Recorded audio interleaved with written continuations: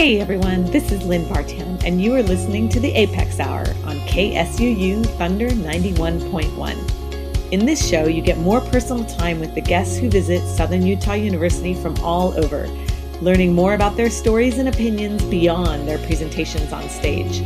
We will also give you some new music to listen to and hope to turn you on to some new sounds and new genres.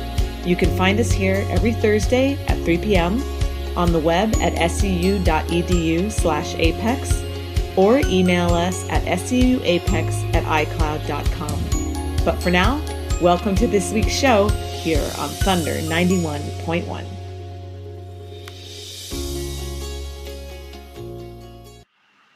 Hi everyone, so this is Lynn Vartan and I am still in Los Angeles. So that means this is another Best Of show. It's actually spring break on campus, but never fear, I have some Best Of clips for you. We're going to start with Emily Grassley, the great scientist and YouTube sensation who was on campus in February. Listen in, here you go.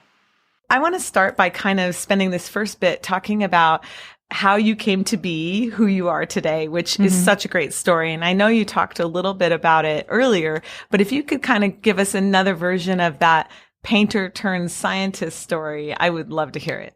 Yeah, so I won't go into all of the details, but essentially I was studying landscape painting at the University of Montana in Missoula. I enrolled in 2007, and for the first about 3 years that I was there was really heavily focused on landscape painting as my source of inspiration and what I was going to do my senior thesis project on for my BFA. And it wasn't until I learned about the campus zoological museum, which is known as the Philip L. Wright Zoological Museum, that I really started to turn my attention toward why these museums exist, why these research collections are a part of a campus like that, who they serve, what their role is, and then how I could become involved. And so essentially I turned my last semester of college into an internship where I could draw the specimens within the collection, and then just gradually became more and more involved in the day-to-day operations of the museum,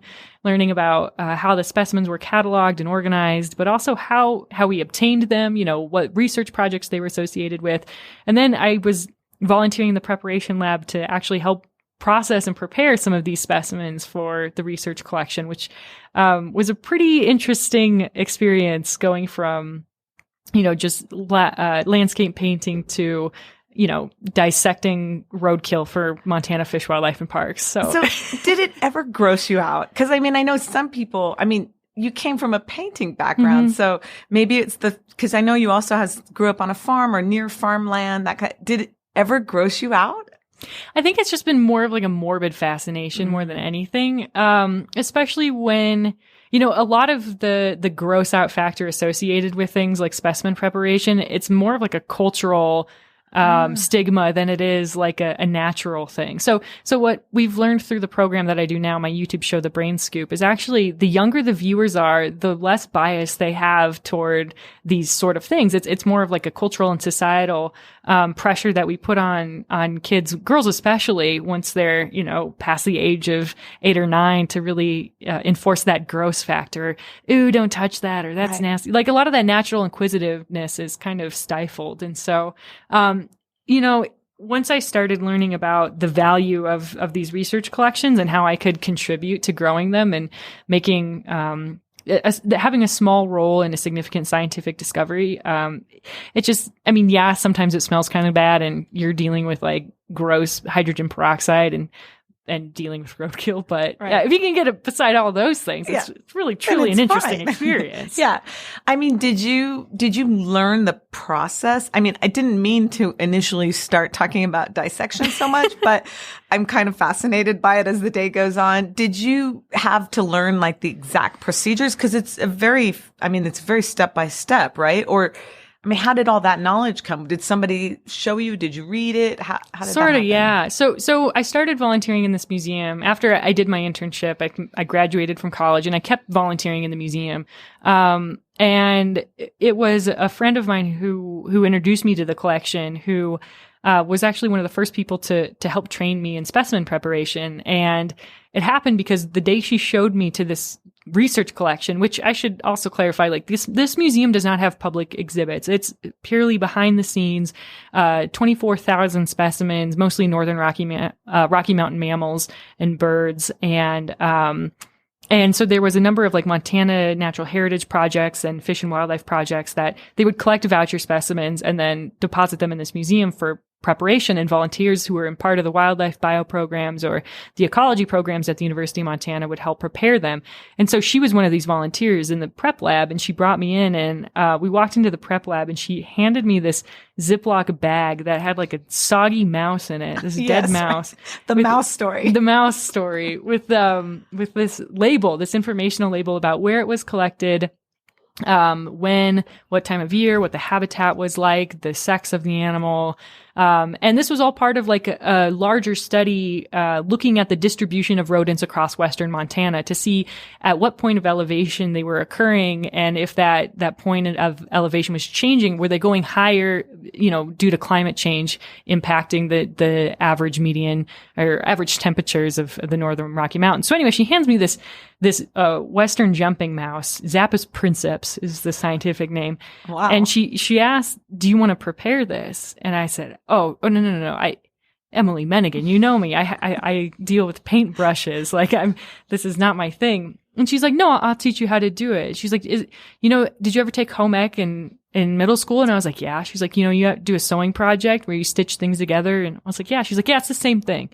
And I was like, that remains to be seen. Yeah, but we'll okay. see about that. But she walked me through the process of making the first incision and separating the skin from the muscle tissue and removing the limb bones in a specific order. And after about 30 minutes, I had skinned this mammal and had the body separated from the rest of it, from its hide. And then you create a little armature out of cotton and wire and little small dowels, and essentially put that back inside of the body, and then you pin it onto a board, and it's called a study skin. So it's not meant to look like a live taxidermy animal like it was in life, but now it's a research specimen.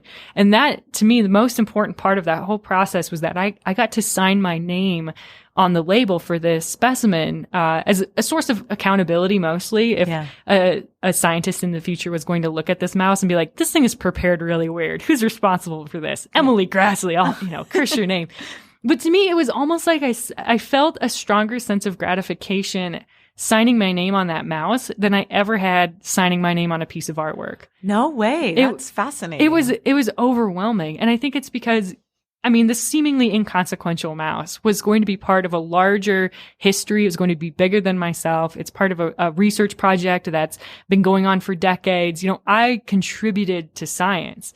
And it wasn't just, it was this whole kind of existential moment for me where I was like, art just seems so selfish and interested. And yet here was a way I felt like I could make some kind of tiny positive contribution to my community. I could be a part of the history of Western Montana. And this all, from a dead mouse. Like, it was really an interesting... It came from a Ziploc bag. That came from a Ziploc bag, and it was really a moment of revelation for me, because I went home that night and I didn't tell anybody what I had done. I don't think I talked to any of my friends for a week, because I thought for sure I was a sociopath or like sociopath or something, like a psychopath. Yeah. Like, what kind of person is so fascinated in like taking an animal inside out? And so I really didn't want to talk about it for a long time, and started just, continuing to volunteer in the museum and becoming more and more interested in it. And that's partially why I started documenting the process, is almost like seeking validation from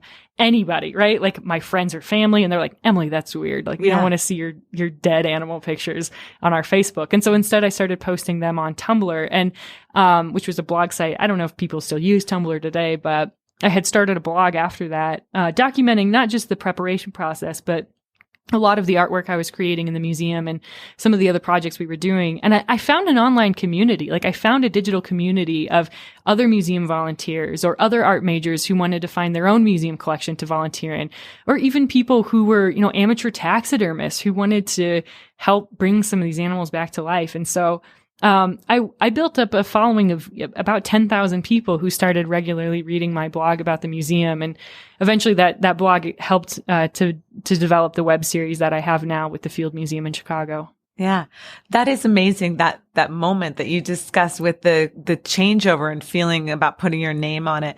Do you find it to be an artistic process, or do you feel that it's different than the artistic process? Well, I would say creating study skins, it helps if you have a background in art. I think, if you ask any or look at any of the volunteers or interns that we have at the Field Museum specifically, a number of them have backgrounds in art. And I think it's a lot of that has to do with hand-eye coordination, right? Like attention to detail. Right.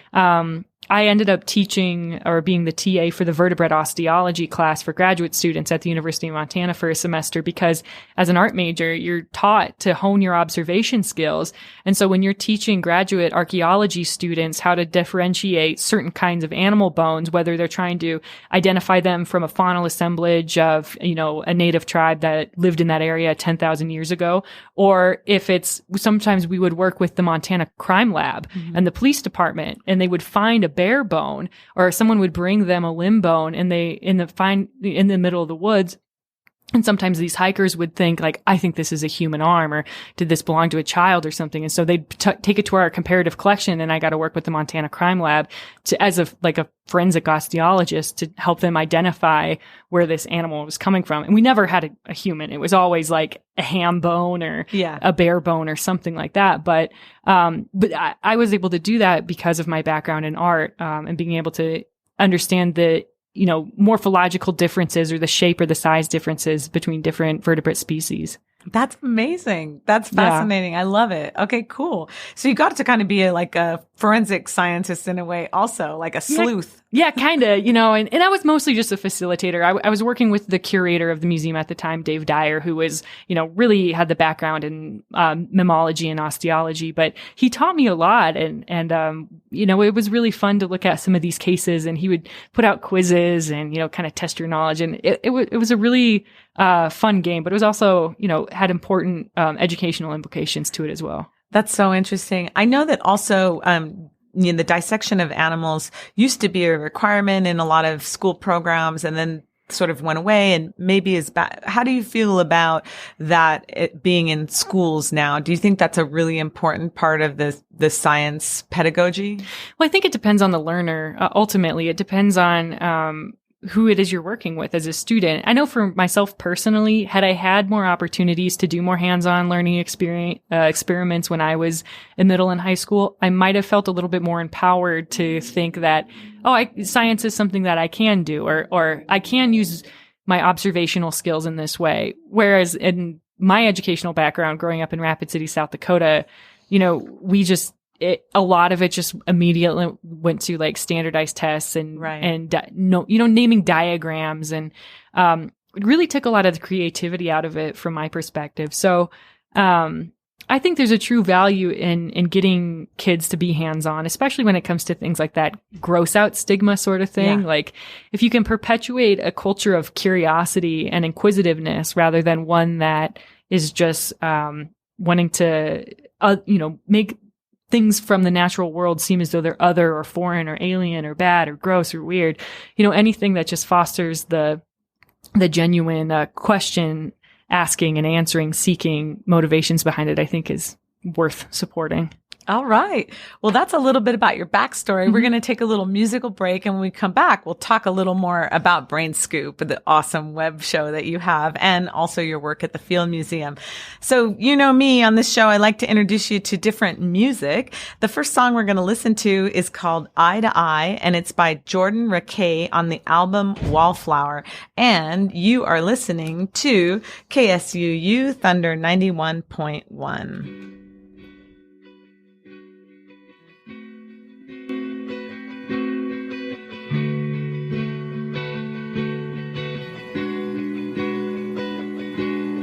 It's the birth of a star, earlier than sunset. It's the galaxy's water, flowing like a riverbed. It's the rain, oh the rain, drown upon the summer day, grown into a supernova, back to where we used to play.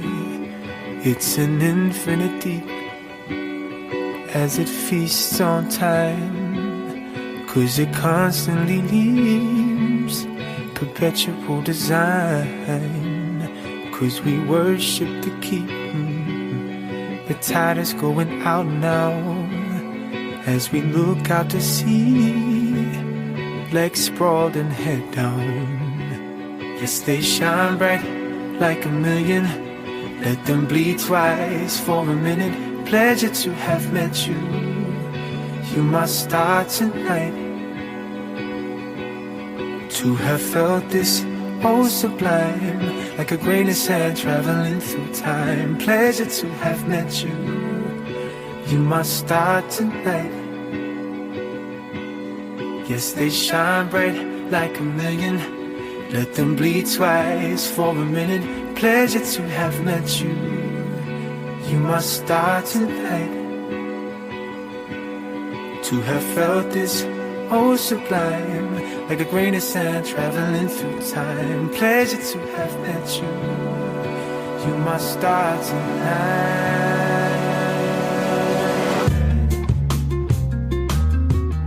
We don't see eye to eye. We don't see eye to eye. We don't see eye to eye. We don't see eye to eye. The time it took to realize what you say bears weight on my soul. Compliments with no surprises. Naked roots straight to their home. We don't see eye to eye. We don't see eye to eye. We don't see eye to eye. We don't see eye to eye. Rusty nails showing bruises, not quite holding firmly now. Complications falling useless. Alone until I work it out. We don't see eye to eye.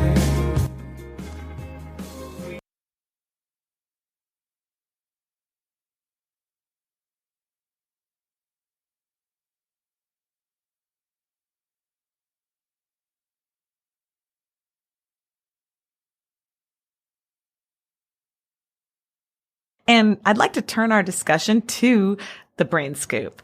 Can you tell us a little bit about how it got started? I know you talked this morning, but just for anybody who's listening too, just a quick bit of how it kind of got started and then the transfer over to Chicago. Yeah. So, after I started this blog, where I was posting kind of our day-to-day work on about the Zoological Museum at the University of Montana, I ended up meeting, this man named Hank Green, and he's, probably best known for being half of the YouTube series Vlogbrothers. He and his brother John Green they've been making videos on YouTube for well over 10 years now. And super famous. Yeah. I mean, it's kind of ridiculous to try and summarize like everything they do because they're such important roles in like the internet education and just like positive support network community online. But anyway, Hank happened to live in Missoula, Montana, where I was living at the same time. And we ended up getting connected because he was launching a new educational series called Crash Course, and they were doing a video about the vertebrate skeleton. So it made a lot of sense for him to come. Actually, he reached out to see if he could come film it in the collection I was volunteering in. And I was over the moon. I was so excited. And so that's how I met Hank. And he and I kind of talked on and off over a couple of months. And eventually he came back to the museum. And sort of long story short, I gave him a tour of the collection, which he uploaded on their Vlogbrothers channel. You can still watch it today. It's called Oh, what is that video called? Thoughts from Dead Animals. That's what it's called. It's a Thoughts from Places. They do this series called Thoughts from Places, and this was Thoughts from the Museum, so he called it Thoughts from Dead Animals. But anyway, the response to it was so overwhelming. It's nothing like I'd ever seen. I mean, in a couple of days, it had been watched 250,000 times, and the overwhelming majority of comments on the video were just like, we want to see more of Emily, and we want to see more of the museum, and you should give Emily her own channel. And so just a couple of days later, he emailed me, and I'll never forget getting that email because he just basically said, well, people like this. Would you want to have your own YouTube channel? I'd help you get it started. And I was completely blown away because at that time, I was recently unemployed, like the art thing wasn't going super well for me. And I was just kind of trying to get into like a master's museum studies program and figure out what I wanted to do. And this was I thought, a great opportunity. I had no expectation for what would happen with it. Had you ever been on the radio or TV or performed? I mean, I know you played the violin, but had you ever done any of that kind of thing? Like been on mic before? Well, not to that degree. No. I mean, I took children's theater, and I did some drama performances in high school, but I was also like a nerdy kid with a mouthful of braces. So I mostly like ran the lights because I couldn't enunciate on stage at all. And I had done some like promo video stuff from the museum, but like never really was coached in it, and so Hank came to me and he's like, well, you can work with one of our producers, Michael Aranda, and we'll get you started with some basic equipment. But then he left the country for a month to go on tour with his brother John to promote The Fault in Our Stars. So that John's, young adult author. And so Hank just kind of left me and Michael and left us to our own devices. And when he got back, like our channel had just blown up. That's amazing. To what do you attribute? I mean, you're so comfortable and so charismatic on screen, on mic. Is it just the passion for your subject? Is it just the curiosity? To what do you attribute it? Well, I would say the passion and the curiosity, certainly, but like that has to be fostered. And just the vote of confidence from somebody like Hank Green, like someone who has done this, who has been doing this, who has like founded and established educational programs that had millions of subscribers. And he and his brother were then and are still now some of the best known names in like online education. For that person to just email you after knowing you for a week and say like, I think you'd be good at this. And just knowing that they probably don't tell other people that every day. Yeah. It was like, I'm a big Hamilton fan now, but it's sort of one of those things where you're like, I'm not throwing away my shot. Yeah. And I just decided like, I don't know where this is going to go, but I know I'm not going to like just half-ass it. So I just gave it my all and just kind of went for it. It sounds like you are that way as a person though. I mean, when you do something, you go all in, like you're not just going to volunteer in a museum and bide your time. You're going to try to organize the collection. And I mean, that kind of go-gettedness must also be intrinsically in you. I do have a lot of grit. And that was definitely the case with me in my art program. Like, you're supposed to start working on your senior thesis painting before your spring semester, right? And I was already conceptualizing what I wanted to do like the summer before my senior year. And so, I've just always had a lot of pride in being a hard worker. Like when I was in high school, I got my first job when I was 14. And so I've always worked hard and I've always put in the hours. But to me, like that's what's so gratifying about it is knowing that you really have done your best and put your best foot forward. And so working on a YouTube channel that had an audience, that had potential, that was going to help me bring this museum that I'd already spent 2 years trying to bring to the public, just was like, I'm going to go for it. I love it. That's awesome. So now before I get to Chicago, for anybody who may be listening and not familiar with the Brain Scoop, how would you describe the Brain Scoop in like 2 sentences if you had to? The Brain Scoop is an educational YouTube channel that aims to share the behind-the-scenes work and collections and research with anybody, with the world. So perfect. Yeah. That's great. Well, and of course, for those of you who may be interested and not familiar with it, just Google it and you can find tons and tons of videos in a wide variety of different types of subjects and different angles, different locations, and we can get into that too. So now the Brain Scoop is housed in Chicago in the Field Museum. And tell me about what life is like there. Yeah, so we'd been doing the Brain Scoop for a couple of months before we started to receive quite a bit of like media attention. So we'd been written about by NPR, Scientific American. There was like a note on a blog from Nat Geographic. Like, it was incredible for me. And eventually we gained the attention of the Field Museum in Chicago, and I got invited out to kind of do some videos with them. And after a couple of days, they just sat me down in this conference room and basically said, like, we'd like to bring you on board here and bring your channel with you. And that was amazing to me as someone who just aspired to work in a museum someday in any capacity, to have this new position created for me. I mean, I have the job title now as Chief Curiosity Correspondent. So, that was an amazing experience. And so we brought the Brain Scoop to the Field Museum in July of 2013, and I've been there ever since. So about 4.5 years now. That's so cool. Yeah. What's a typical day in the life like for you? Well, to be honest, a typical day is not that exciting. Because usually I don't believe it.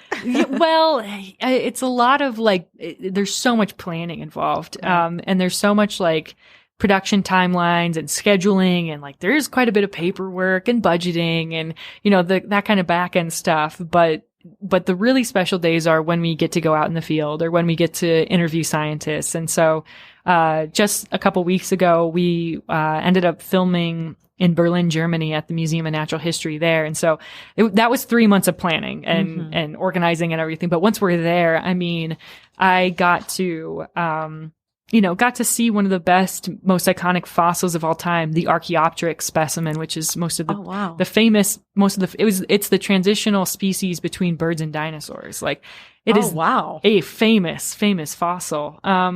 I got to be in the historic bird collection at the museum there, and the Museum for Naturkunde was established in 1814. So this museum is over 200 years old and has endured 2 world wars. So is it one of the oldest? It must be. It's one of the oldest collections, yeah, and certainly, you know, the building itself was built in like the 1880s. But a day like that is just like you're looking at specimens in a collection that are simultaneously like scientifically important, but also like witnesses to history. Like, the whole eastern wing of this building was completely destroyed by Allied bombing in 1945. And so you're standing in like a reconstructed wing of this institution and just thinking about those decades and centuries of history. And I mean, those are the kind of moments that I really live for. And it doesn't matter that I had to spend 3 months of like paperwork and figuring out import permits for camera equipment or whatever else. Like, you know, once you're there, you really, I try to appreciate those moments. Sounds pretty magical. It's pretty neat. Oh, cool. Well, it's time for another musical break. The next piece that I'd like to show you is a piece called Nomada, and that's by Kalima, and it's on the album Nomada. And you are listening to the A.P.E.X. Hour on Thunder 91.1 KSUU.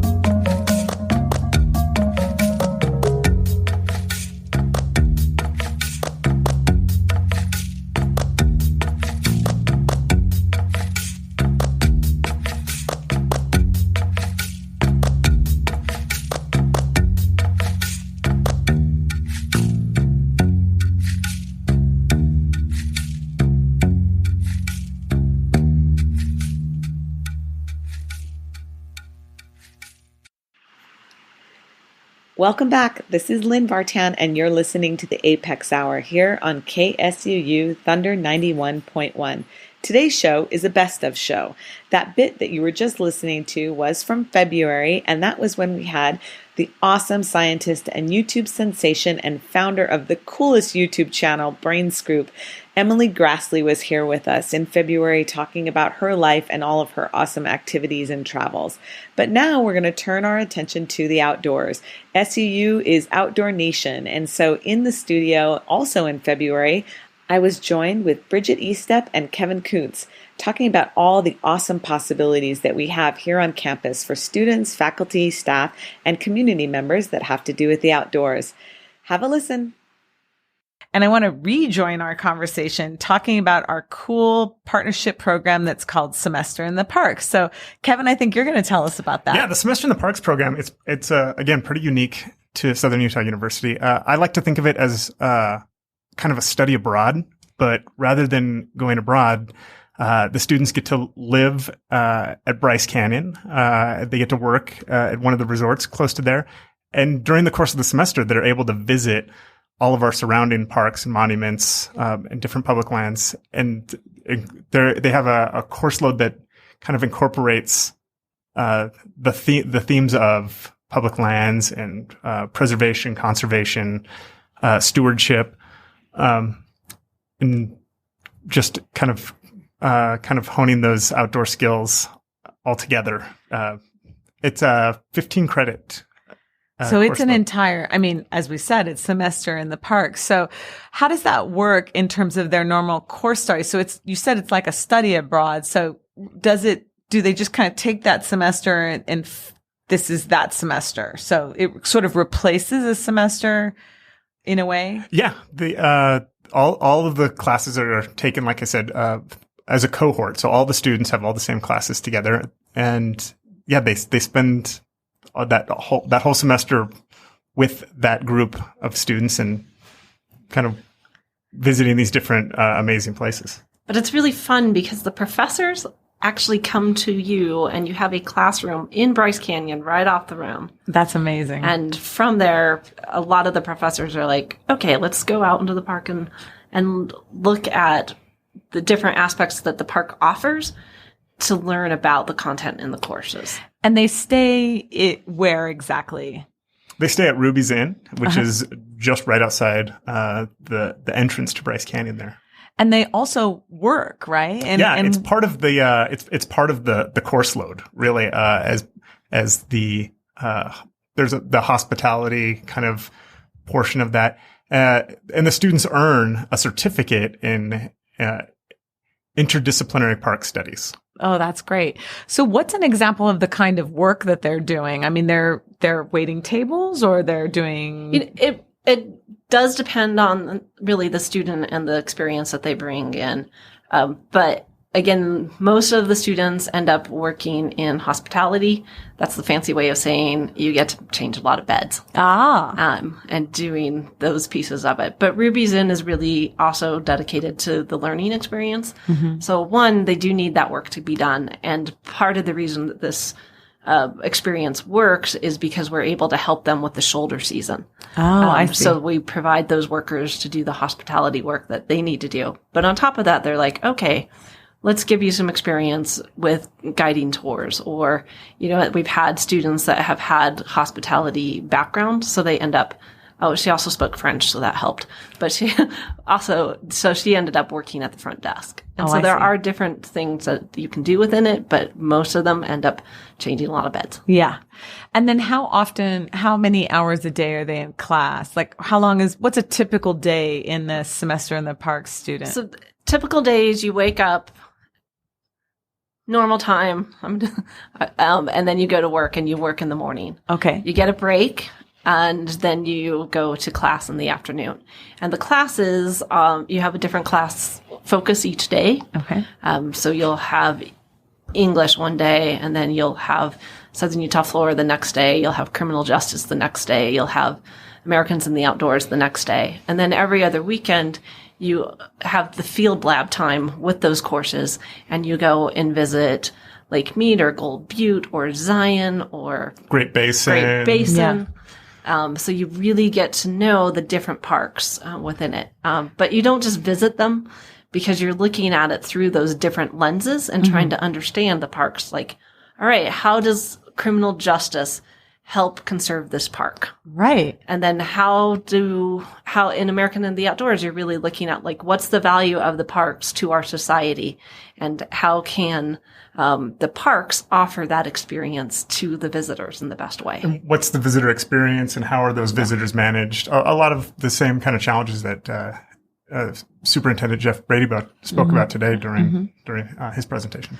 And so the faculty for Semester in the Parks comes from specifically the faculty in the outdoor education area, or is it across the board? It's across the board. So in 2018 in the fall, we have Laura Walker from English, we have Sam Wells from biology, we have Kelly Goonan from outdoor recreation, we have Brian Burton from criminal justice, and then we have Ann Smith also from outdoor recreation.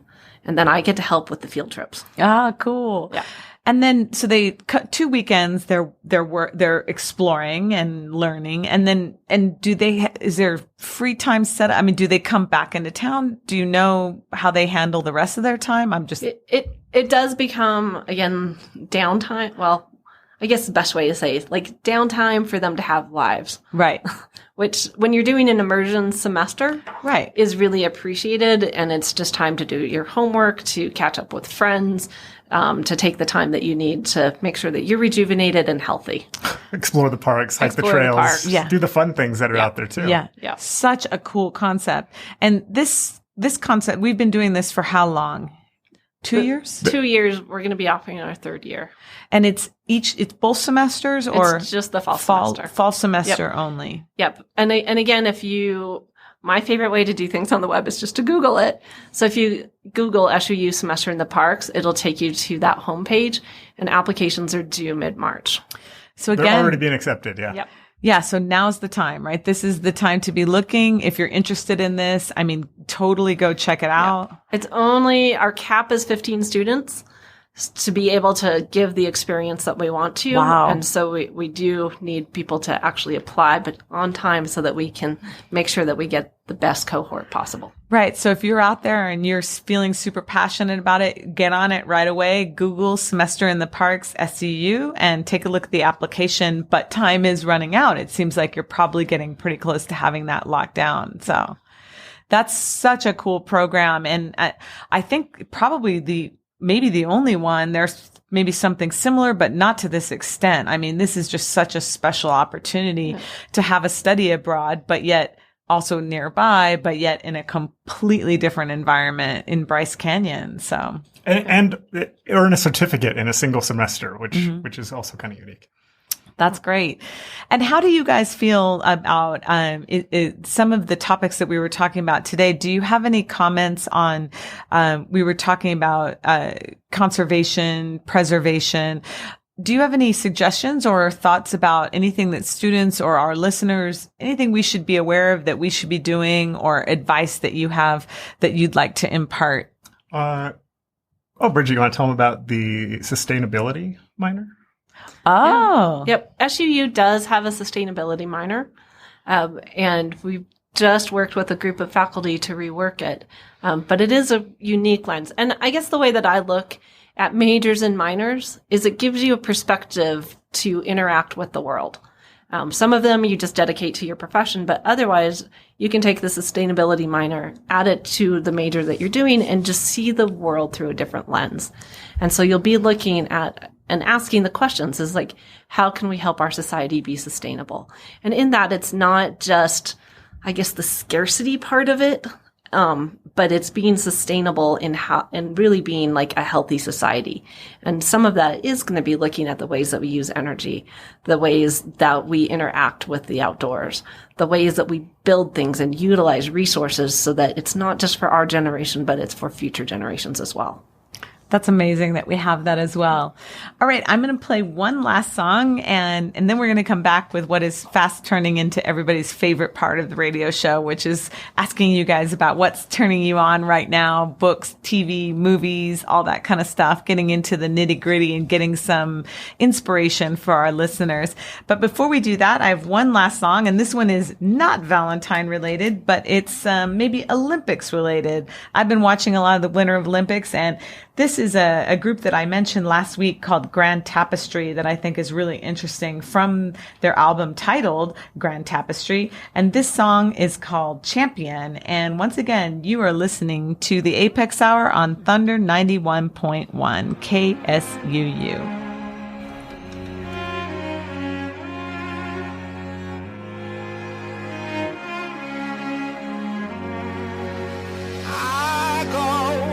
Way up into the stratosphere, oh. You cheer me on, I watch my fears go. Cause I'm your man when no one else shows. I'm your champion, I see the way you build me up and push me. I need you in my corner with me. The love you give me makes my heart beat like a champion. Running, they run, and they run, and they run. Keep running, they run, and they run, and they run. Keep running, they run, and they run, and they run. Keep running, they run, and they run, and they run. Keep running, they run, and they run, and they run. Keep running, they run, and they run, and they run. Keep running, they run, and they run, and they run. Keep running, they run, and they run, and they run. What camp we from? Champion, our hearts beat the anthem in. Uncap the pen, tap within. The art calls the answer up. Filter out the cancer cause the spark is adventurous. Go anywhere, be a player with a sense of must. I ain't talking stenches, sitting benches, but inventing stuff. That's more up the alley. Form a rally, get your fitness right. Lift a heavy load, let your every muscle grow. Know your mind is no exception, all directions flow. The highest height, my tears fight. The deftest blow, ideas like far beyond. The rest will know, deep from the soul, through the body to the Super Bowl. World Cup, World Series, Championship, hoopers go. No watching, show-stopping heroes that the youth know. Late nights, early morning, training like a true pro. Never say it can't be done. Mom ain't raised no Sanford son. This the type of champ we on. Yep, I'm a champion. I go way up into the stratosphere, oh. You cheer me on, I watch my fears go. Cause I'm your man when no one else shows.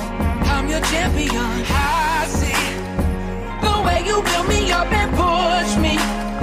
I need you in my corner with me.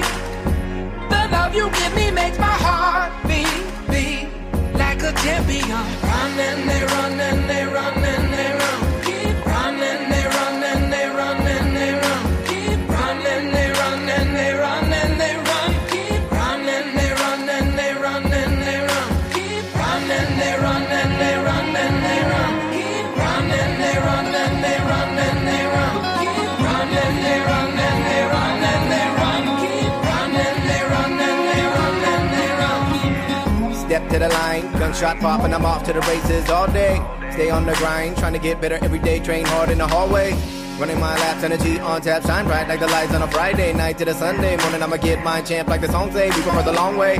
If it's not worth, then it's not worth it. If it don't hurt, then it's not perfect. Cause I gotta learn. If it's not burning, then I'm not moving. Not putting in the effort, make a turn to the conduit. Cause the conduit is the God that I'm moving through. I'm moving at the speed of light. Used to be the reader right down was winning battles in the heat of night. Cause we gotta wake up and train. We gotta wake up the brain. We gotta take up a cause. We gotta pick up a lane. We gotta push it to the limit. I'm not waiting for another light to champion the track beats. And on my feet, I wanna compete. I wanna complete. I'm not a petite, so I got big goals and I will reach them in the time I'm meant to be. I see the light. The champion provides the spark I need to make the final lap of victory. I go way up into the stratosphere, oh.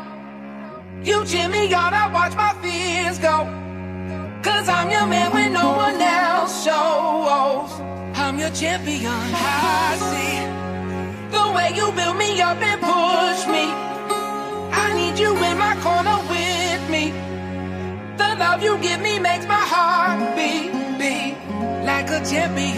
Running, they run, and they run, and they run. Keep running, they run, and they run, and they run. Keep running, they run, and they run, and they run.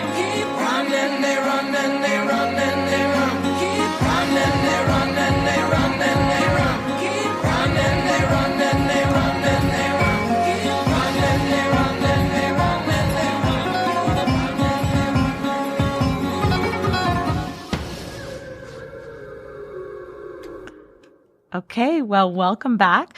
This is Lynn Vartan. You're listening to the A.P.E.X. Hour here on KSUU Thunder 91.1. That song that you just heard is Olympic inspired. It's called Champion by Grand Tapestry on the album Grand Tapestry.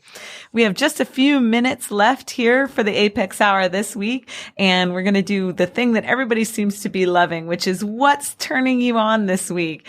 So I'm going to start with you, Bridget. What's turning you on? And it could be books, movies, TV, podcasts. What's something you'd like to share that you're really excited about? Well, I'm going to say that the book that has gotten me to think the most in the last 6 months is Florence Williams' The Nature Fix. And in that, I get to talk about my soapbox. Because it's all about how the outdoors is good for people. Our brains are wired for it. It makes you a better thinker. It makes your body work better. It helps you create social bonds. It helps you create meaning for your life. And so it actually takes the time to go through the research and tell the stories that we all need to be connected to the natural world. And can you tell us the title and author of that book again? Yep. It's Florence Williams, and it's The Nature Fix. You are not the first time I've heard of this book this week, and stay tuned. We may be researching trying to get her out to SUU as an A.P.E.X. future speaker. So let's fingers crossed for that. But I also have to say that my passion in this world is to connect people to the outdoors, and especially for learning. And I really have seen it time and time again. If you're a stressed out student in the library, take the time, walk around our beautiful campus, because we have a park for our campus. So true. And I can guarantee you that your brain is going to work better, and you're going to be able to focus and actually enjoy what you're doing instead of just being stressed out. Midterms are coming up, so everybody get outside and take a look around. That's great advice. Thank you. Kevin, how about you? What's inspiring you right now? I've been reading Glory Land. It's by Shelton Johnson. It's the story of a buffalo soldier who serves in Yosemite National Park before the Park Service existed, and the parks were kind of being overseen by the cavalry and kind of regulated that way. So it's a very interesting perspective on early park maintenance, so to speak.